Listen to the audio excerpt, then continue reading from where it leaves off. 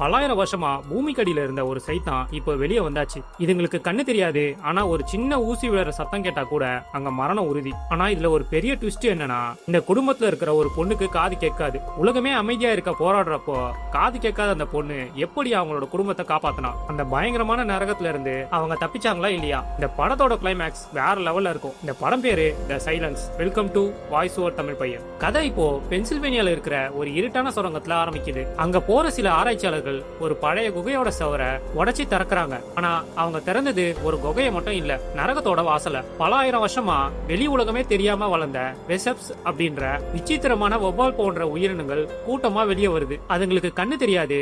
ஆனா காது பயங்கரமான கூர்மை. ஒரு சின்ன ஊசி விழுற சத்தத்தை கூட வச்சு துல்லியமா வேட்டையாடும். அந்த ஆராய்ச்சியாளர்களை நொடி பொழுதுல துண்டு துண்டா கிழிச்சு போட்டு இப்போ அந்த உயிரினங்கள் ஊருக்குள்ள லட்சக்கணக்கில் நுழைய ஆரம்பிக்குது. இப்போ மனுஷங்க போட போற சத்தமே அவங்களுக்கு எமனா மாறப்போகுது. உலகமே ஒரு பக்கம் அலறிக்கிட்டு இருக்கும் போது இங்க ஒரு அமைதியான குடும்பத்தை காமிக்கிறாங்க. அவங்க தான் ஆண்ட்ரூஸ் ஃபேமிலி. இந்த கதையோட முக்கியமான கேரக்டர் ஆலி. ஆலி ஒரு சாதாரண டீனேஜ் பொண்ணு தான். ஆனா சில வருஷத்துக்கு முன்னாடி நடந்த ஒரு கார் விபத்துல அவ தான் கேட்கும் திறனை முழுசா இழந்துடுறான். அவளோட இந்த குறைபாடு தான் இப்ப இந்த சத்தமே எமனாகிற உலகத்துல அவங்களுக்கு ஒரு பெரிய பலமா மாறப்போகுது. ஆலிக்காக அவங்க வீட்டுல இருக்கிற எல்லாமே சைகை மொழியை கத்துக்கிட்டு சத்தமே இல்லாம பேச பழகிடுறாங்க.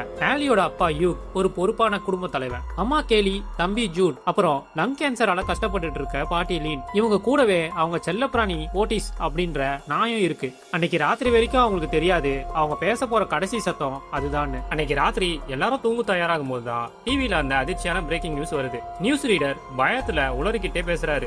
அமெரிக்கா முழுக்க இந்த வெஸ்ட் உயிரினங்கள் லட்சக்கணக்கில் பரவி கண்ணுல படுற மனுஷங்களை எல்லாம் வேட்டையாடிட்டு இருக்குன்னு வீடியோ ஆதாரத்தோட காட்டுறாங்க. அரசாங்கம் எல்லா மக்களுக்கும் ஒரு ஸ்ட்ரிக்டான உத்தரவு போடுது. உங்க வீட்டை பூட்டிக்குங்க, முடிஞ்ச வரைக்கும் சத்தமே போடாம இருங்க. ஏன்னா சத்தம் தான் அந்த மிருகங்களை உங்க வீட்டுக்குள்ள கொண்டு வரும்னு சொல்றாங்க. இந்த நடுராத்திரி வெளி உலகம் ரொம்ப பயங்கரமா இருக்கு. வானத்துல ஜெட்டுகள் அதிகமா பறந்துட்டு இருக்கு. ஆலிக்கு அந்த வீடியோ எல்லாம் பார்த்த உடனே ஒரு விஷயம் தெளிவா புரியுது. நாம இருக்கிற இந்த நியூ ஜெர்சி நகரம் ரொம்ப சத்தமான இடம். இங்க இருந்தா கண்டிப்பா அந்த உயிரினம் நம்மளை கண்டுபிடிச்சிடும். ஆலி அவங்க அப்பா கிட்ட சைக முடியல, நாம இங்க இருந்தா தப்பிக்க முடியாது, சத்தம் கம்மியா இருக்கிற தூரமான கிராமத்துக்கு போயிடலாம்னு சொல்றான். யூகோ நிலைமையை உணர்ந்து உடனே பேக் பண்ண ஆரம்பிக்கிறாரு. ஒரு பெரிய ஆபத்து அவங்க வாசப்படியை நெருங்கிடுச்சுன்னு அவங்களுக்கு அப்பதான் புரியுது. யூகோட ஃபேமிலிக்கு இப்போ ஒரு துணையும் கிடைக்குது. அவரு யூகோட உயர் நண்பன் கிளீன். ஒரு உண்மையான நண்பனா இந்த இக்கட்டான நேரத்துல ஃப்ரெண்டை தனியா விடாம அவரோட காரோட வந்து நிக்கிறாரு. வரது மட்டும் இல்லாம தற்காப்புக்காக துப்பாக்கி, புல்லட் எல்லாத்தையும் எடுத்து வராரு. ஏன்னா வெளியே அந்த மிருகம் மட்டும் இல்ல, பயத்துல மிருகமா மாறுற மனுஷங்களும் இருக்காங்க. இப்போ எல்லாரும் அவசரமா கார்ல ஏறி கிளம்புறாங்க. ஆனா மெயின் ரோடுக்கு வந்தா அங்க ஒரு நரகமே காத்துட்டு இருக்கு. மைல் கணக்குல டிராபிக் ஜாம். மனுஷங்க பதற்றத்துல கார் ஆர்ன் அடிக்கிறதும் சத்தம் போடுறதுமா அந்த இடமே மரண பீதியில இருக்கு. அப்பதான் ஒரு அதிர்ச்சியான சம்பவம் நடக்குது. யூக் ஃபேமிலி கார்ல இருக்கிறத பார்த்த ஒருத்தன் துப்பாக்கியை காட்டி அவங்க காரை திருட முயற்சி பண்றான். இந்த உலகம் அழிஞ்சிட்டு இருக்க அந்த நேரத்திலயும் மனுஷங்க எவ்வளவு சுயநலமா மாறுறாங்கன்றதுக்கு இதுதான் முதல் சாட்சி. அந்த கார் திருடன் துப்பாக்கியை காட்டி மிரட்டும் போது யூகோட குடும்பம் மொத்தமா மரண பீதியில உறைஞ்சு போய் நிக்கிறாங்க. இந்த கார் திருடன் கொஞ்சமும் இறக்கம் இல்லாம யூகோ மிரட்டிட்டு இருக்கான். ஆனா கிளீன் அங்க வேடிக்கை பார்த்துட்டு இல்ல. நிலைமை கைமீறி போகுதுன்னு தெரிஞ்ச உடனே அவர் கையில இருக்கிற துப்பாக்கியை வச்சு அந்த திருடனை அங்கேயே சுட்டு தள்ளுறாரு. இதுதான் படத்தோட முதல் மரணம். அந்த துப்பாக்கி சத்தம் விசப்ஸ் அங்க இழுத்துட்டு வந்துடும் தெரிஞ்சதும் அவங்க அங்க இருந்து வேகமா கிளம்புறாங்க. எல்லா இடத்துலயும் டிராபிக்ன்றதுனால கிளீன் காரை காட்டு பாதையில ஓட்டுறாரு. கிளீன் இப்போ காரை ரொம்ப ஸ்பீடா ஓட்டுறாரு. அப்பதான் அந்த விபரீதம் நடக்குது. திடீர்னு ஒரு மான் கூட்டம் பயந்து போய் இவங்க காருக்கு முன்னாடி வருது. கிளீன் பிரேக் போட முயற்சி பண்றாரு. ஆனா வேகம் அதிகமா இருக்கிறதால கார் கட்டுப்பாட்டை இருந்து தலைக்கீழ உருண்டு விழுது. பின்னாடி கார்ல வந்துட்டு இருந்த யூக் ஃபேமிலி ஒரு நிமிஷம் என்ன நடக்குதுன்னு தெரியாம உறைஞ்சு போயிடுறாங்க. எல்லாரும் காரை விட்டு இறங்கி கிளீனை காப்பாத்த ஓடுறாங்க. ஆனா கார் நசுங்கி கிளீன் உள்ள மாட்டிக்கிறாரு. இந்த ஆக்சிடென்ட்ல நடந்த சத்தத்தை வச்சு காட்டுக்குள்ள இருந்த வெப்ஸ் எல்லாம் இப்போ இவங்களை சுத்தி வளைக்க ஆரம்பிக்குது. கிளீனால நகர முடியல. அதே சமயம் யூகோல அவரோட ஃப்ரெண்டை விட்டுட்டு போக முடியல. இப்படியே இருந்தா வேலைக்கு ஆகாதுன்ட்டு யூகோ அவங்க ஃபேமிலியும் ஆட்களை கூட்டின்னு வரேன்ட்டு அவங்க காருக்கு வராங்க. கொஞ்ச நேரத்திலேயே கார்ல இருக்கிற ஓட்டிஸ் அவங்க வளர்ப்பு நாய் விடாம குறைக்க ஆரம்பிக்குது. அந்த நாய் போடுற சத்தம் சுத்தி இருந்த எல்லா வெசப்ஸையும் அங்க வர வைக்குது. கொஞ்ச நேரத்திலேயே அவங்க காரை மொத்தமா சூழ்ந்துருச்சுங்க. கிளீனுக்கு இப்போ ஒரு விஷயம் புரிஞ்சிடுச்சு. தன்னோட கால் நசுங்கி இருக்கு, தன்னால கண்டிப்பா இங்க இருந்து தப்பிக்க முடியாது. இப்ப அவர் சைலண்டா இருந்தா அங்க அவரோட ஃப்ரெண்டு யூகோவோட மொத்த குடும்பம் செத்து போயிடும்னு அவர் உணர்றாரு. உடனே கிளீன் அவர் கையில இருக்க துப்பாக்கி எடுத்து சுட ஆரம்பிக்கிறாரு. இந்த சத்தம் கேட்டதும் எல்லா வெசப்ஸும் யூகோவோட காரை விட்டுட்டு கிளீன் மேல பாயுது. கிளீன் இப்ப இறந்தும் போறாரு. அடுத்த ஒரு பெரிய சோதனை உங்களுக்கு வருது. அவங்க வளர்ப்பு நாய் ஓட்டிஸ் பயத்துல விடாம குறைச்சிக்கிட்டே இருக்கு. அந்த நாய் போடுற சத்தம் அங்க இருக்கிற வெசப்ஸ்க்கு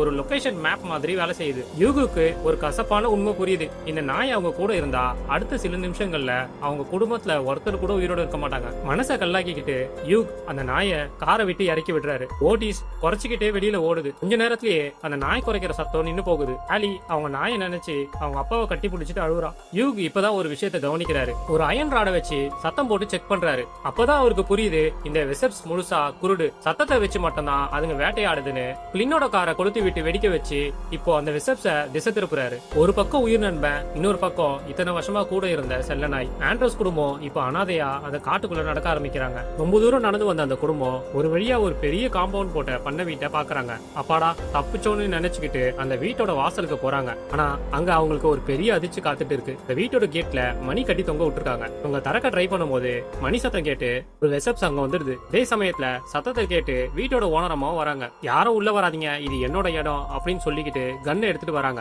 யூக் சைகையிலேயே சத்தம் போடாதீங்க, அமைதியா இருங்கன்னு கெஞ்சுறாரு. ஆனா அந்த லேடி பயத்துல கத்திக்கிட்டே வராங்க. அவங்க சத்தம் கேட்ட அடுத்த நிமிஷம் ஆகாயத்துல இருந்து மின்னல் வேகத்துல நிறைய வெசப்ஸ் வந்து அவங்களை கொடூரமா கொண்டு போட்டுடுது. இப்போ யூக் ஒரு விஷயத்தை கவனிக்கிறாரு. அந்த வீட்டு வாசல்ல ஒரு பெரிய பெல்லு தொங்க விட்டுருக்காங்க. அதவ தொட்டாலோ இல்ல தெரியாம திறந்தாலோ அந்த பெல் சத்தம் கேட்டு மொத்த வெசப்ஸும் அங்க வந்துரும். அதனால யூக் ஒரு வேற வழியை யோசிக்கிறாரு. அந்த வீட்டுக்கு பக்கத்துல இருக்கிற ஒரு பெரிய ட்ரெயின் பைப் வழியா வீட்டுக்குள்ள போகலான்னு முடிவு பண்றாரு. யூக் முதல்ல அந்த பைப் உள்ள ஊர்ந்து போய் வீட்டுக்குள்ள யாரும் இல்லன்னு செக் பண்ணிட்டு எல்லாரையும் உள்ள பைப் வழியா வர சொல்றாரு. இப்போ ஒவ்வொருத்தரா அந்த இருட்டான குறுகிய பைப்பு உள்ள ஊர்ந்து வராங்க. ஆனா அவங்களோட பேட் லக், அந்த பைப்பு உள்ள ஒரு பெரிய பயங்கரமான விஷப்பாம்பு இருக்கு. அந்த பாம்பு இவங்களை பார்த்ததும் பயந்து போய் ஒரு விதமான எச்சரிக்கை சத்தத்தை உண்டாக்குது. அந்த சின்ன சத்தம் கேட்ட அடுத்த நொடியே வெளியே இருந்த வெசப்ஸ் எல்லாம் பைப்பு உள்ள வர ஆரம்பிக்குது. அங்க வந்த ஒரு வெசப் அந்த பாம்பை கொன்னுடுது. ஆனா மத்த வெசப் எல்லாம் கேலி காலை போட்டு கடிச்சு கொதறுது. யூக் என்ன பண்றதுன்னு தெரியாம அங்க இருக்கிற புல் வெட்டுற மிஷினை ஆன் பண்ணி விடுறாரு. அந்த சத்தத்துல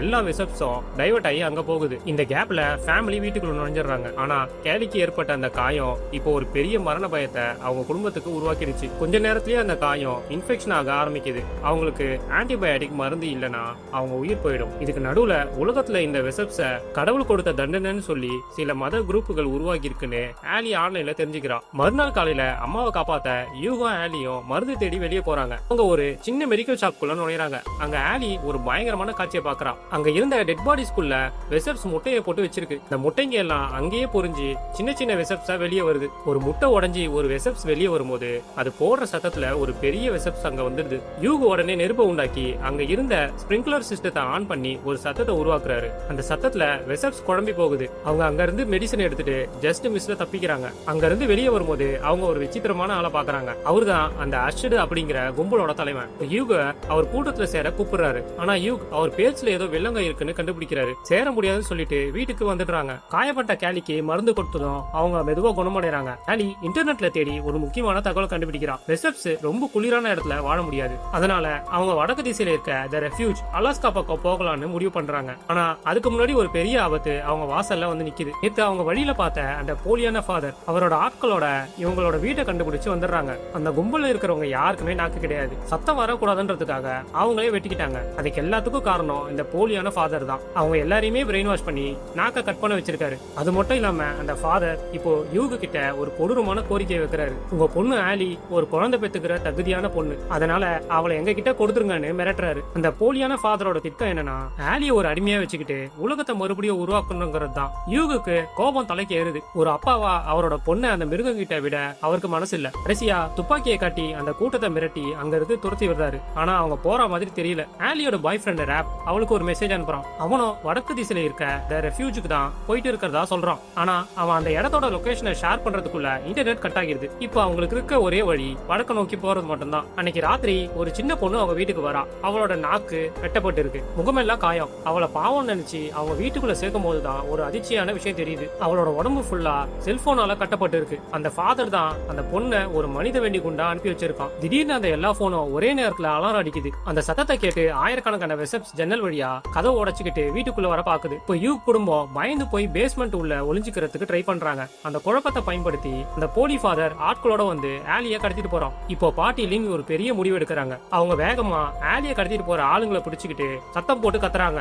எல்லா வெசப்ஸும் அவங்க மேல பாயுது. அவங்க பேத்தியை காப்பாத்த பாட்டி லின் அவங்க உயிரியே தியாகம் பண்றாங்க. அந்த கல்ட் ஆளுங்களும் வெசப்ஸால அங்கேயே சாகடிக்கப்படுறாங்க. சொல்றாங்க. ஆனா அந்த ஃபாதர் விடல. மீதி இருந்த ஆளுங்களை வச்சு ஆலியோட கழுத்துல கத்திய வச்சு ஆலியை கடத்திட்டு போறாங்க. இப்போ அந்த குடும்பத்தால ஒண்ணுமே பண்ண முடியல. அந்த மழையில சத்தம் சரியா கேட்காதுன்றதால வெசப்ஸ் அங்க வராதுன்னு அவருக்கு தெரியும். இப்போ யூகுக்குள்ள இருந்த அந்த அமைதியான அப்பா காணாம போயிடுறாரு. அம்மா கையில கத்தி அப்பா கையில துப்பாக்கிய வச்சுக்கிட்டு அந்த கல்ட் ஆட்களை ஒவ்வொருத்தரா வேட்டையாடுறாங்க. அந்த சண்டையில அந்த போலியான ஃபாதர் யூக கத்தியால குத்திடுறாரு. யூக அப்பவும் பின்வாங்காம அவரோட ஷாட்கனை எடுத்து சுட்டா கண்டிப்பா சத்தம் வரும், வெசப்ஸும் அங்க வந்துரும்னு தெரிஞ்சுக்கிட்டு தன்னோட மகளை தொட நினைச்ச அந்த ஃபாதரியார கையில வச்சிருந்த துப்பாக்கியாலேயே அடிச்சே கொள்றாரு. அந்த வில்லனோட முகமே சிதைஞ்சு போற அளவுக்கு அடிச்சு ஒரு வழியா அவனை நரகத்துக்கு அனுப்பி வைக்கிறாரு. ஆலி ஒரு வழியா மீட்கப்படுறா. ஆனா அந்த தழும்பு அவன் மனசுல என்னைக்குமே இருக்கும். இப்ப அவங்க கிட்ட எதுவுமே இல்ல. ஆனா ஒருத்தர் துணையா இருக்காங்க. பாட்டி லின்ன இழந்த சோகத்தோட அவங்க வடக்க நோக்கி நடக்க ஆரம்பிக்கிறாங்க. வாரக்கணக்கில் அவங்க நடக்கிறாங்க. பனி பொழிய ஆரம்பிக்குது. அவங்க எதிர்பார்த்த மாதிரியே அந்த குளிர்ல வெசப்ஸால பறக்க முடியல. கடைசியா அவங்க அலாஸ்காவில் இருக்க த ரெஃப்யூஜ் அப்படிங்கிற பாதுகாப்பான இடத்தை அடையறாங்க. அங்க நிறைய மனுஷங்க தப்பிச்சு வந்து வாழ்ந்துட்டு இருக்காங்க. அந்த இடம் ரொம்ப குளிரா இருக்கிறதால வெசப்ஸ் அங்க வர்றது கிடையாது. அங்க ஒரு புது உலகம் உருவாக்கிட்டு இருக்கு. அங்க ஆலி தான் ஆசைப்பட்ட மாதிரியே அவங்க காதலனை ராப்ப சந்திக்கிறாங்க. அங்க இருக்க மனுஷங்க எல்லாம் சத்தம் போடாம வாழ பழகிட்டாங்க. ஆலி இப்போ சும்மா இல்ல, அவ ஒரு அண்டர் ஆகிட்டா. அவ வில்வித்தைய கத்துக்கிறா. ஏன்னா துப்பாக்கியில சுட்டா சத்தம் வரும், ஆனா அம்பு விட்டா சத்தம் வராது. அந்த பனியிலையும் ஒளிஞ்சிட்டு இருக்க வெசப்ஸ அவ குறி வச்சு அடிக்கிறா. அவளோட அந்த செய்கை மொழி இப்ப அங்க இருக்கிற எல்லாருக்குமே உதவியா இருக்கு. இயற்கைக்கு முன்னாடி நம்ம எல்லாருமே ஒண்ணுதானே இந்த படம் சொல்லுது. நாம சத்தத்தை குறைச்சுக்கிட்டோம், ஆனா நம்மளோட உயிர் பிழைக்கிற போராட்டம் என்னைக்குமே குறையாது. அந்த அமைதிக்குள்ளேயும் ஒரு பெரிய வலிமை இருக்குன்றத ஆலி நிரூபிச்சிட்டா. ஆலி ஒரு வெசப்ஸ அம்பு விட்டு விழுத்துற அந்த காட்சியோட படம் முடியுது. இந்த படம் நமக்கு அமைதியோட அவசியத்தை சொல்லி கொடுத்துச்சு. இந்த கதை உங்களுக்கு பிடிச்சிருந்தா லைக் பண்ணுங்க, உங்க ஃப்ரெண்ட்ஸுக்கு ஷேர் பண்ணுங்க, மறக்காம சப்ஸ்கிரைப் பண்ணிடுங்க. இதே மாதிரி சூப்பர் படத்தோட நெக்ஸ்ட் வீக் மீட் பண்றேன். அது வரைக்கும் பை.